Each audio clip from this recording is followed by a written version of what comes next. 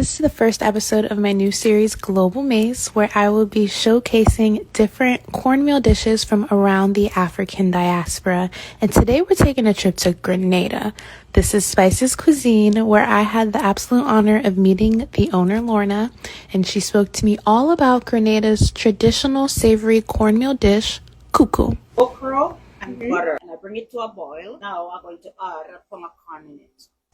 So I'm going to take my time and pour it, and I'm going to stop. And when did you learn to make this kuku?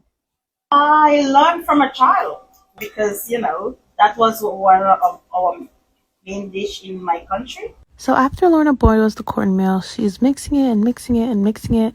And I started thinking to myself, wait a minute. It kind of looks like fufu. It is, people call it fufu. They have different names for it. Mm-hmm. In Grenada, we call it kuku.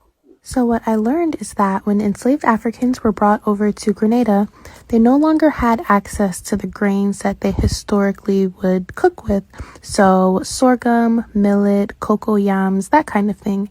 And so what they did was they took the techniques that they used back in Africa and they applied it to the grains that they did have access to, which was corn. And that is how fufu then becomes kuku. And so this is how kuku is served. As you can see, the kuku itself really resembles a swallow that you would find in West Africa. And she serves it with okra, steamed fish, and a slaw. Y'all, it was bussin'. Delicious.